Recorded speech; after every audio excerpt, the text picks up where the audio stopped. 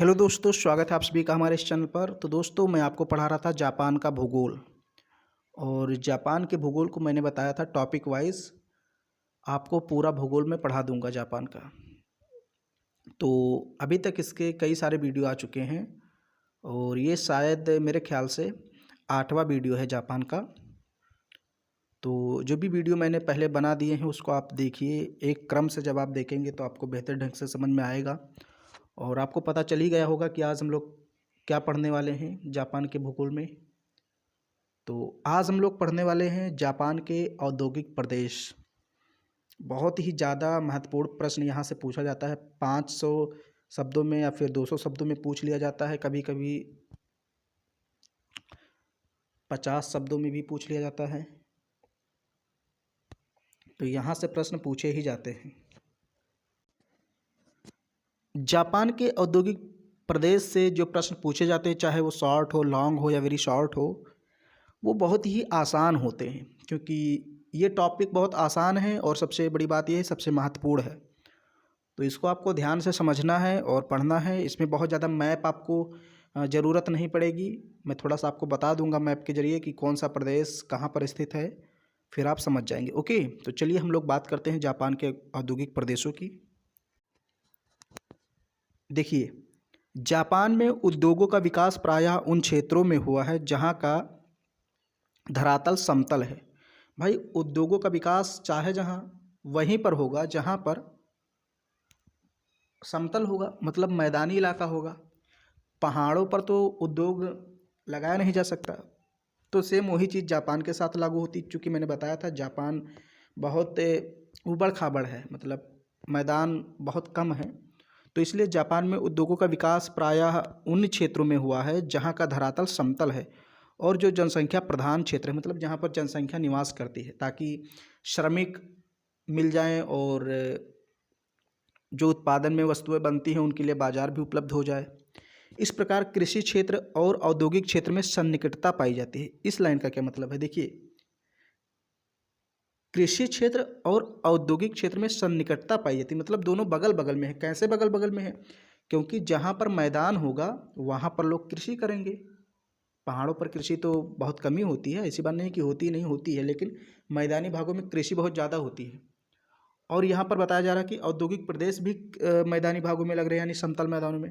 तो इसलिए कृषि क्षेत्र और औद्योगिक क्षेत्र दोनों पास पास हैं। जापान का 74% औद्योगिक उत्पादन जापान की औद्योगिक मेखला में होता है। यहाँ पर मेखला होगा, ओके, मेखला नहीं मेखला। मेखला का मतलब एक प्रकार से पेटी होता है जहाँ पर देश का सबसे ज़्यादा उत्पादन किया जाए। सबसे बड़ा औद्योगिक प्रदेश जो होता है उसको बोलते हैं जापान की औद्योगिक मेखला। यानी कि किसी भी देश का आप बात कर सकते हैं, जैसे भारत का औद्योगिक मेखला हो सकता है, चीन का, जहाँ भी उस देश का सबसे ज़्यादा उत्पादन किया जाए और उस देश का सबसे महत्वपूर्ण प्रदेश हो, उसी को कहते हैं औद्योगिक मेखला। ओके, तो जापान का भी ऐसे औद्योगिक मेखला है और वहाँ पर जापान का 74% उत्पादन होता है। और वो मेखला कहाँ से कहाँ तक फैला हुआ है? प्रशांत तट पर पूरब में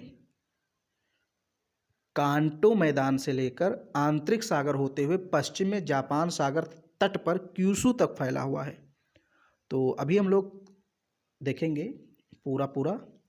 तो चलिए अब हम लोग बात करते हैं एक एक जो औद्योगिक प्रदेश हैं उनको लेकर के। ओके, तो बेसिकली मैं आपको बता दूं कि बेसिकली 4 वहाँ पर मुख्य औद्योगिक प्रदेश हैं जापान के। ओके, आप यहाँ पर देख सकते हैं जापान के औद्योगिक प्रदेश। तो पहला है कीहिन या कांटो औद्योगिक प्रदेश, जिसको टोक्यो याकोहामा औद्योगिक प्रदेश भी कहते हैं।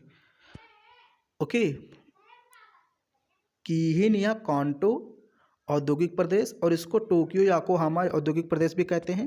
तो ये आप देख सकते हैं, मैंने इसको नारंगी रंग से या फिर जैसे आप कह सकते हैं ऑरेंज रंग से इसको कलर किया है। फिर हरा रंग से आप देखिए यहाँ पर हॉन्शिन किंकी औद्योगिक प्रदेश, हॉन्शिन किंकी औद्योगिक प्रदेश, ये जो हरे रंग से, इसको ओसाका कोबे औद्योगिक प्रदेश भी कहते हैं। अभी हम लोग डिटेल में पढ़ेंगे, पहले मैं आपको समझा दूँ। ओके, तो पहला है कीहिन या कांटो औद्योगिक प्रदेश, जिसको टोक्यो याकोहामा औद्योगिक प्रदेश कहते हैं। दूसरा है हॉन्शिन किंकी औद्योगिक प्रदेश, जिसको ओसाका कोबे औद्योगिक प्रदेश कहते हैं। तीसरा है नगोया औद्योगिक प्रदेश, जिसको हम चुक्यो औद्योगिक प्रदेश भी कहते हैं। क्या? चुक्यो। ओके। और तीसरा है चौथा है कीताक्यूशु औद्योगिक प्रदेश, इसको हम बोलते हैं नागासाकी औद्योगिक प्रदेश।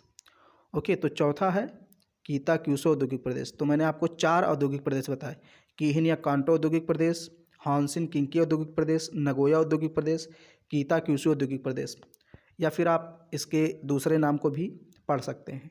ओके, अब चलिए हम एक एक करके विस्तार से इन सब सारी चीज़ों के बारे में डिस्कस करते हैं। कीहिन या कांटो औद्योगिक प्रदेश पहला है, और इसको मैंने बताया टोक्यो योकोहामा औद्योगिक प्रदेश भी कहा जाता है। देश का लगभग 31 से 35% औद्योगिक उत्पादन यहीं से होता है। ओके, तो ये बहुत बड़ी बात है। देश का 31 से 35% उत्पादन, औद्योगिक उत्पादन कीहिन या कांटो औद्योगिक प्रदेश से होता है, यानी टोक्यो योकोहामा औद्योगिक प्रदेश से। ओके, इस औद्योगिक प्रदेश के विकास के लिए अनेक अनुकूल परिस्थितियां सुलभ हैं।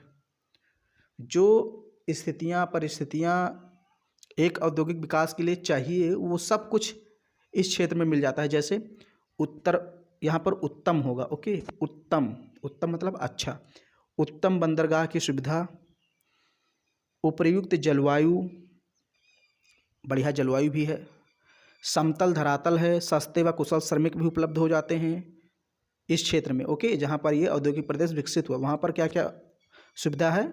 बंदरगाहों की सुविधा है, उपयुक्त जलवायु है, समतल धरातल है, सस्ते व कुशल श्रमिक, कच्ची सामग्री भी मिल जाती है, यातायात, पूंजी, शक्ति के साधन, सब कुछ वहाँ पर सुलभ है। सब कुछ मतलब आसानी से उपलब्ध हो जाते हैं, इसलिए इन क्षेत्रों में बहुत ज़्यादा उत्पादन किया जाता है।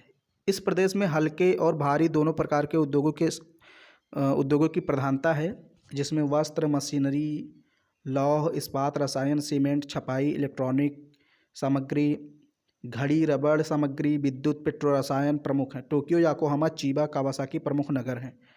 तो ये जो औद्योगिक प्रदेश यानी कीहिन कांटो औद्योगिक प्रदेश किन नगरों के आसपास फैला हुआ है? टोक्यो, योकोहामा, चिबा, कावासाकी, ये नगर हैं। ओके, तो इन्हीं के आसपास बहुत सारी अनुकूल परिस्थितियां पाई जाती हैं औद्योगिक विकास के लिए, इसलिए यहाँ पर बहुत अधिक मात्रा में उत्पादन होता है, और यहाँ से भारी और हल्के दोनों प्रकार के उद्योगों की स्थापना हुई है यहाँ पर। तो इसमें कुछ करना नहीं, बस आपको सिर्फ और सिर्फ पढ़ना है। ऐसा नहीं कि इसमें मैं मैप लगा करके आपको कुछ समझाऊं। ओके, बस ऐसे थोड़ा सा आपको बता देना है। 2-3 बार आप इसको पढ़ेंगे, आपके दिमाग में फीड हो जाएगा। दूसरा है हॉन्शिन किंकी औद्योगिक प्रदेश। मैंने आपको बताया था इसको ओसाका कोबे औद्योगिक प्रदेश भी कहते हैं। ओसाका कोबे औद्योगिक प्रदेश इसलिए कहते हैं क्योंकि ये नगर हैं। ओके, तो जहाँ औद्योगिक प्रदेश विकसित होते हैं वही नाम दे दिया जाता है उनको। तो हॉन्शिन किंकी औद्योगिक प्रदेश को ओसाका कोबे औद्योगिक प्रदेश भी कहते हैं। हॉन्शु द्वीप के दक्षिण भाग में ओसाका, कोबे और क्योटो नगरों के आसपास फैला हुआ यह दूसरा महत्वपूर्ण औद्योगिक प्रदेश है। मैं इसको लगा देता हूँ मैप को, आप एक बार फिर से देख लीजिए। यह सूती वस्त्र, रेशम, यानी कि यहाँ पर सूती वस्त्र, रेशम, ऊनी व कृत्रिम धागा के बड़े बड़े वस्त्र के कारखाने हैं। ओके, वस्त्र उद्योगों की प्रधानता के कारण ओसाका को पूर्व का मानचेस्टर भी कहा जाता है। मानचेस्टर या मैनचेस्टर। तो ये बहुत बढ़िया क्वेश्चन है, कंपटीशन एग्जाम में पूछा जा सकता है कि जापान का पूर्व का मैनचेस्टर किसे कहते हैं। ओके, जैसे अपने यहाँ उत्तर भारत का मैनचेस्टर, दक्षिण भारत का मैनचेस्टर, ऐसे जापान में भी है। तो जापान में एक शहर है यानी नगर है ओसाका, उसको पूर्व का मैनचेस्टर इसलिए कहा जाता है क्योंकि वहाँ पर वस्त्र के ढेर सारे कारखाने हैं। ओके, सूती वस्त्र के, कृत्रिम ऊनी, रेशम, इन सभी के वस्त्र के कारखाने बहुत अधिक मात्रा में हैं, तो इसलिए ओसाका को पूर्व का मैनचेस्टर कहा जाता है जापान में। ओके, अन्य प्रमुख उद्योगों में इस्पात, मशीनरी, धातु के सामान, कागज, जलिया निर्माण, ये भी उद्योग हैं। कोबे, ओसाका, क्योटो, सकाई, वाकायामा आदि प्रमुख नगर हैं। तो ऐसे देखिए, सेम जो सीक्वेंस है मैंने उसी टाइप का लिखा है। लास्ट में मैंने नगर को रखा है, शुरुआत में, जैसे मतलब आपको याद करने में आसानी रहे, इसलिए मैंने सभी हेडिंग को एक जैसा लिखने का प्रयास किया है, बस नाम चेंज है उसमें। ओके, तो ये ऐसे आपको बस पढ़ना है और कुछ इसमें है नहीं। हाउसिन किंकी औद्योगिक प्रदेश, ये जान लीजिए कि ये वस्त्रों के लिए यानी वस्त्र के कारखाने के लिए जाना जाता है। सबसे ज़्यादा वस्त्र के कारखाने हाउसिन किंकी औद्योगिक प्रदेश में ही स्थापित किए गए हैं, ये आपको ध्यान में रखना है। तीसरा है नगोया औद्योगिक प्रदेश। मैंने आपको बताया था इसको चुक्यो औद्योगिक प्रदेश भी कहा जाता है। इस औद्योगिक प्रदेश में हल्के उद्योगों की प्रधानता है। हल्के मतलब बहुत छोटे छोटे उद्योग हैं। ओके, जैसे सूती, रेशमी, ऊनी वस्त्र, इनके कारखाने हैं। इसके अतिरिक्त मशीन, औजार, चीनी मिट्टी के बर्तन, कागज, वायुयान निर्माण, मोटर आदि महत्वपूर्ण उद्योग हैं। नगोया जापान में सबसे बड़ा चीनी मिट्टी के बर्तन बनाने का केंद्र है। यहाँ से फिर एक क्वेश्चन आपको मिल गया, बढ़िया क्वेश्चन। ये सब क्वेश्चन आप याद कीजिए क्योंकि कंपटीशन में ऐसे ही क्वेश्चन पूछे जाते हैं। ओके, तो जापान में यानी जापान के किस नगर में सबसे ज़्यादा चीनी मिट्टी के बर्तन बनाए जाते हैं? तो नगोया। ओके, और यहाँ नगोया प्रमुख बंदरगाह के रूप में भी विकसित है। नगोया एक बंदरगाह है। ओके, मतलब शहर भी है, बंदरगाह भी। जैसे अपने यहाँ मुंबई शहर है और मुंबई बंदरगाह भी है।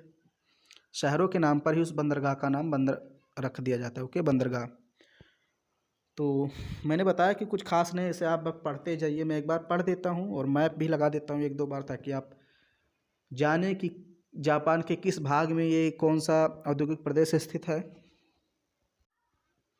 चौथा जो औद्योगिक प्रदेश है उसे कहते हैं कीता क्यूशू औद्योगिक प्रदेश। इसमें भी बस इतना थोड़ा सा आपको लिखना है। और मैंने आपको बताया था इसको नागासाकी औद्योगिक प्रदेश भी कहते हैं। ओके, क्यूशू द्वीप पर विस्तृत जापान के इस औद्योगिक प्रदेश को नागासाकी औद्योगिक प्रदेश भी कहा जाता है। इस क्षेत्र में जापान का कोयला क्षेत्र उपस्थित है।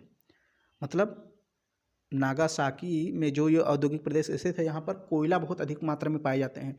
जापान का कोयला क्षेत्र यहीं पर उपस्थित है। ओके, अतः यहाँ भारी उद्योगों की प्रधानता। अब मैंने बताया जहाँ कोयला, खनिज पदार्थ जैसे लोहा, सोना, चांदी, तांबा, जहाँ इनकी प्रधानता रहती है वहाँ पर समझ लीजिए भारी उद्योगों की प्रधानता रहेगी। ओके, तो इस क्षेत्र में लौह इस्पात, कांच उद्योग, सीमेंट उद्योग, मशीन, कागज़, जलयान निर्माण उद्योग, तेल शोधन कारखाना आदि प्रमुख हैं। यावाता में जापान का सबसे बड़ा इस्पात कारखाना है। तो यावाता कीताक्यूशु औद्योगिक प्रदेश का एक नगर है। यावाता ये नाम है जापान के। अब जापान में नाम मैंने बताया इंडिया के जैसे नहीं मिलेंगे कि रामपुर, श्यामपुर, भगवानपुर, ऐसे नहीं मिलेंगे। यहाँ पर अपना अलग नाम है।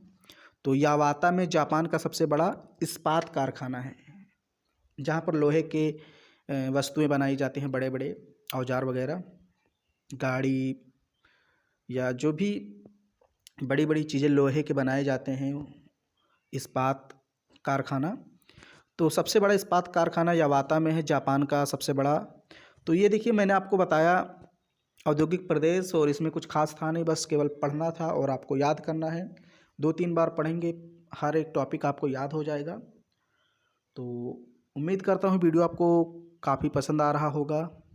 इसके बाद भी अगर कोई टॉपिक बचता है तो मैं ज़रूर जापान से रिलेटेड कोई टॉपिक बचेगा तो उसको पढ़ा दूंगा, और अगर नहीं पढ़ेगा तो मान लीजिए लास्ट वीडियो है, बचेगा तो मैं ज़रूर पढ़ाऊंगा। ओके, तो आपको बस चैनल पे लगातार बने रहना है, चैनल को सब्सक्राइब करके रखना है, शेयर, सब्सक्राइब, कमेंट जो भी करना, लाइक है, वो सब कुछ आप कर दीजिए।